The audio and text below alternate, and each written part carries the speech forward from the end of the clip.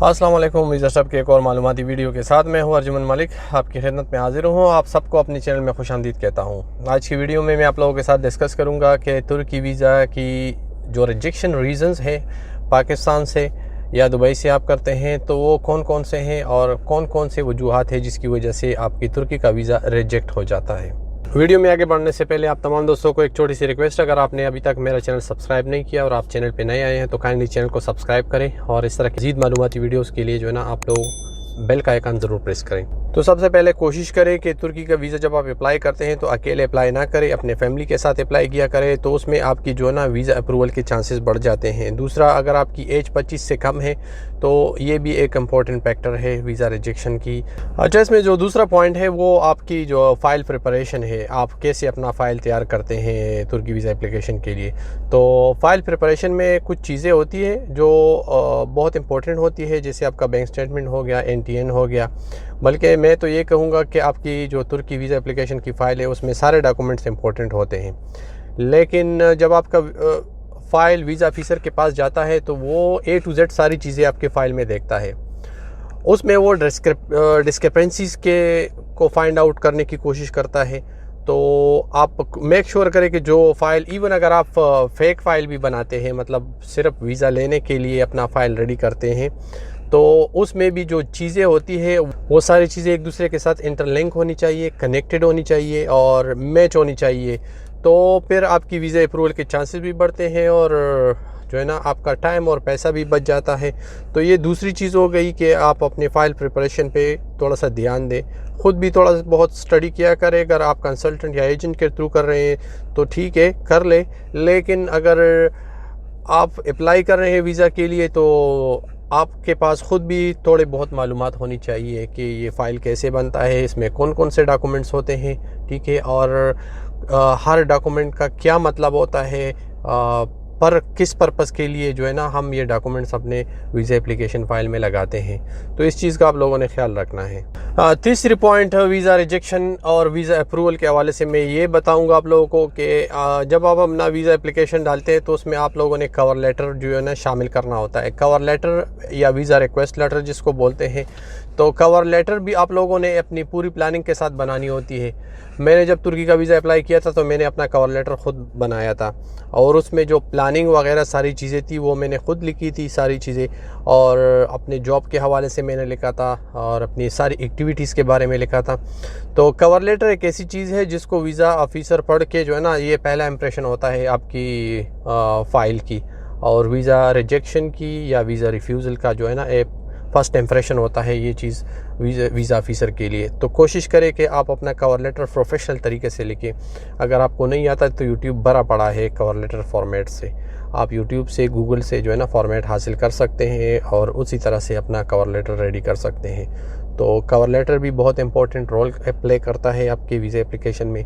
तो एक प्रोफेशनल, खूबसूरत और इम्प्रेसिव कवर लेटर जो है ना वो भी आपकी वीज़ा अप्रूवल के चांसेस बढ़ा देते हैं। और अगर आपने ऐसा कवर लेटर लिख दिया जिसमें आपने बार बार ये लिखा हो, जिस तरह मैंने एक कैंडिडेट का कवर लेटर देखा था जब उसने दुबई से अप्लाई किया था और उसका वीज़ा रिफ्यूज़ हो गया था, तो उसमें उसने बार बार यही मेंशन कर दिया था कि मैं वापस आऊँगा, मैं वापस आऊँगा, मतलब उनको बार बार बावर कराने की कोशिश कर रहा था हर पैराग्राफ में। तो इस चीज़ पे वो शक कर लेते हैं और आपका वीज़ा रिफ्यूज़ कर सकते हैं। तो एक फार्मल, स्ट्रेट फॉरवर्ड, सिंपल जो है ना और प्रोफेशनल कवर लेटर आप लोगों ने इस वीज़ा एप्लीकेशन के लिए अपने फ़ाइल में लगानी होती है और आपकी वीज़ा अप्रूवल के चांसेस बढ़ जाते हैं कवर लेटर से। तीसरी बात मैं ये कहूँगा कि आप लोगों ने अपने मिसिंग डॉक्यूमेंट्स पे बहुत ज़्यादा जो है ना ध्यान देना होगा।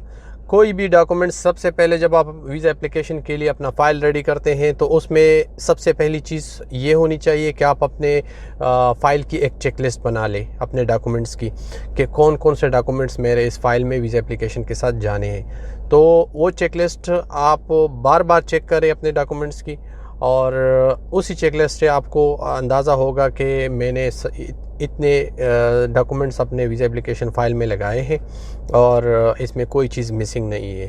फिर हर डॉक्यूमेंट को जो है ना बड़ी केयरफुली आप लोगों ने बार बार देखना होगा और ध्यान देना होगा कि इसमें कोई किसी किस्म की डिस्क्रिपेंसी नहीं है, इसमें कोई तज़ाद नहीं है। तो ये चीज़ जो है ना ये भी बहुत इम्पोर्टेंट है कि आप वीज़ा रिजेक्शन से बच सकें। इसमें भी अगर वीज़ा ऑफिसर को कोई डिस्क्रिपेंसी मिल गई या उनको कोई डॉक्यूमेंट नहीं मिला और आपने उसके बारे में कोई एक्सप्लेनेशन भी नहीं दी अपने कवर लेटर में, तो उसकी वजह से भी आपका वीज़ा रिफ्यूज़ हो सकता है। अच्छा, एक और पॉइंट वीज़ा रिजेक्शन का जो तुर्की वीज़ा आपका रिजेक्ट हो सकता है वो है आपकी फ़ाइनेंशियल पोजीशन, आपके फ़ाइनेंशियल डॉक्यूमेंट्स में आपका बैंक स्टेटमेंट आ जाता है और आपकी जो सैलरी या बिज़नेस के डॉक्यूमेंट्स है वो भी आ जाते हैं। तो बहुत सारे लोगों के वीज़ा रिफ्यूज़ हो जाते हैं, या तो फाइनेंशियल डॉक्यूमेंट्स इनके कंप्लीट नहीं होते, या जो कंपनी जो उनके जो फाइनेंशियल डॉक्यूमेंट्स हो, बैंक स्टेटमेंट होता है वो जो है ना एम्बेसी के स्टैंडर्ड के हिसाब से नहीं होता। मतलब या तो उसमें इतना कम बैलेंस होता है या इतना ज़्यादा शो करते हैं कि वो उसके बिज़नेस या जॉब के साथ मैच ही नहीं करता। तो उसकी वजह से भी वीज़ा ऑफिसर जो है ना इस चीज़ को काउंटर करता है और आपका वीज़ा रिफ्यूज़ कर सकता है।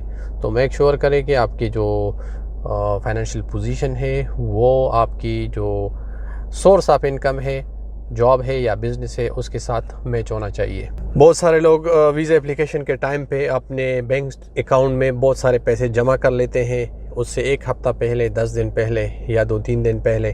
तो money injection in your bank account at one time, ये भी आपकी वीज़ा रिजेक्शन का रीज़न बन सकता है। तो कोशिश करें कि ओवर द टाइम आप अपने बैंक में जो है ना थोड़े से पैसे सेव कर लिया करें और उनको ये शो करें कि आपके पास ये सेविंग एकदम से नहीं आई, ये ओवर द टाइम एकमुलेट हो गए हैं, जमा हो गए हैं आपके अकाउंट में।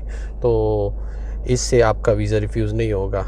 अदरवाइज़ अगर इस तरह का जो है ना आपने एकदम से पैसे डाल दिए तो वीज़ा ऑफिसर स्ट्रेट अवे आपका वीज़ा रिफ्यूज़ कर सकता है। अगर आप जॉब कर रहे हैं तो आपकी सैलरी आपके अकाउंट में क्रेडिट होनी चाहिए, और अगर आप बिज़नेस कर रहे हैं तो जो बिज़नेस के प्रैक्टिसेस हैं उसी हिसाब से जो है ना आपके अकाउंट में ट्रांजेक्शन होनी चाहिए। मतलब बैंक ड्रॉप हो गया, हाँ, इसके अलावा आपको जो है ना पैसे आपने बैंक ड्रॉप के थ्रू सेंड भी किए हों, और आपको जो है ना बिजनेस से पैसे आनी भी चाहिए ऑनलाइन ट्रांजैक्शन के थ्रू, ताकि वो सारी चीज़ें आपके बैंक स्टेटमेंट पे रिफ्लेक्ट हो जाए। तो ये सारी चीज़ें बहुत इम्पोर्टेंट है एक वीज़ा एप्लीकेशन के लिए, और वीज़ा ऑफिसर इन चीज़ों को बड़े गौर से देखता है। एक और फैक्टर आपकी वीज़ा रिजेक्शन का वो ये हो सकता है कि अगर आपने अपनी स्ट्रॉन्ग टाइज अपने बैक होम कंट्री से शो नहीं किए तो उसकी वजह से वीज़ा ऑफिसर आपका वीज़ा रिफ्यूज़ कर सकता है। सोशल टाइज क्या होते हैं आपके होम कंट्री से?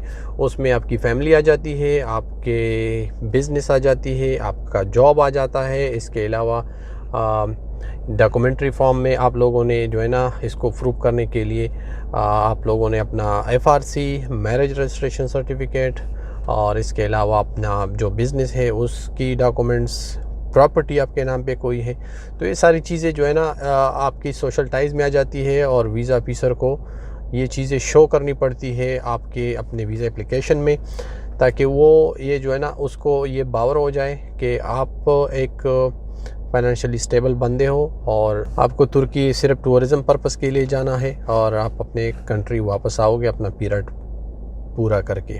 अच्छा, बहुत सारे लोगों के पाकिस्तान में शिकायत आ रही है कि हमारा जो है ना वीज़ा एप्लीकेशन का टाइम बहुत ज़्यादा हो गया, महीने से ज़्यादा हो गया, और अभी तक उनका कोई रिस्पॉन्स नहीं आया, या उनको कोई एक लेटर मिल जाता है, उनको बोला जाता है कि ये मज़ीद टाइम लेगा। तो उसके हवाले से मैं कुछ आज इस वीडियो के थ्रू आप लोगों को बताना चाहता हूँ कि वीज़ा एप्लीकेशन का जो नॉर्मल प्रोसेसिंग टाइम है वो तो मेरे ख्याल पे 2 to 3 वीक्स है, उसमें ये डिसाइड कर लेते हैं, लेकिन बाज़ औक़ात कुछ केसेस में ये टाइम ज़्यादा ले लेते हैं। तो ज़्यादा का मतलब ये नहीं है कि आपका वीज़ा जो है ना वो लोग रिफ्यूज़ कर रहे हैं। तो ज़्यादा टाइम का ये मतलब नहीं है कि आपका वीज़ा जो है ना अप्रूव हो जाएगा या रिजेक्ट हो जाएगा। ये तो उस टाइम पता चलता है जब आपका वीज़ा एप्लीकेशन प्रोसेस हो जाता है और वो आपका पासपोर्ट वापस भेज देंगे। लेकिन उसमें कुछ वजूहात होती है जिसकी वजह से आपका जो है ना फ़ाइल ज़्यादा टाइम ले लेता है।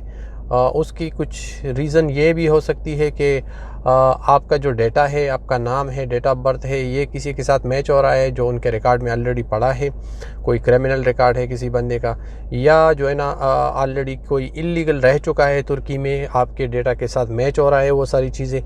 तो वो फिर इन चीज़ों को फर्दर इन्वेस्टिगेट करते हैं। मिनिस्ट्री ऑफ इंटीरियर तुर्की को लोग ये चीज़ें बेचते हैं और उसको फर्दर इन्वेस्टिगेट करते हैं।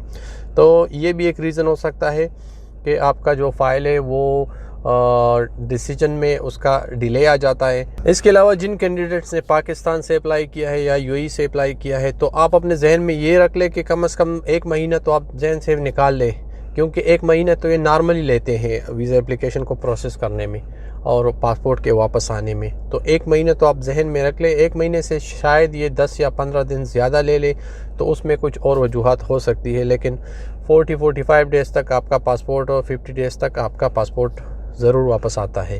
तो इतना टाइम तो लेते हैं।